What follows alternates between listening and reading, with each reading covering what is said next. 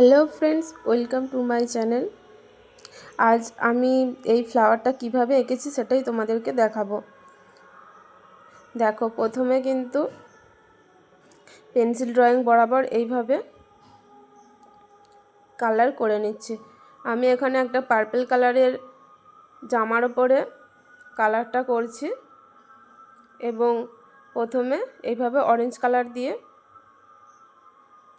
ফ্লাওয়ারগুলো করে নিচ্ছি, কিন্তু দেখো মাঝে একটু জায়গা ফাঁকা রেখেছি, তো ওখানে আমি হোয়াইট কালার দিয়ে ভরিয়ে দেব।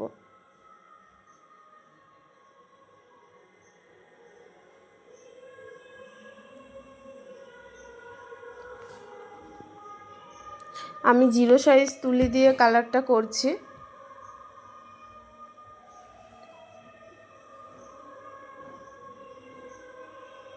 এইভাবে হোয়াইট কালার দিয়ে কিন্তু ভরিয়ে নেব।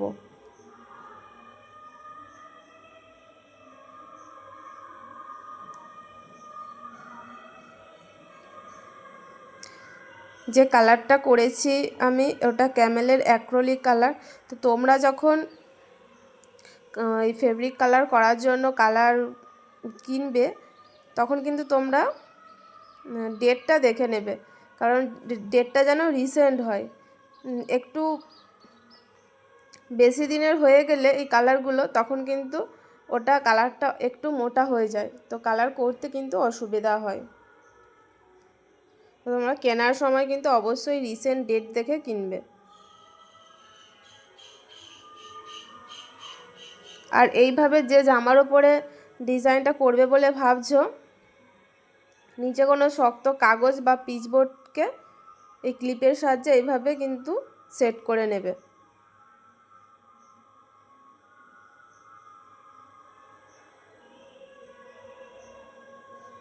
তো পুরোটা এইভাবে আমি করে নেব।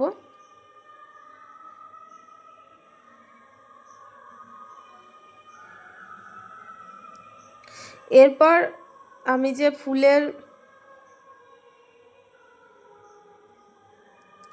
দেখো এইগুলো আমি কিন্তু লেমন ইয়েলো কালার দিয়ে করে নিচ্ছি।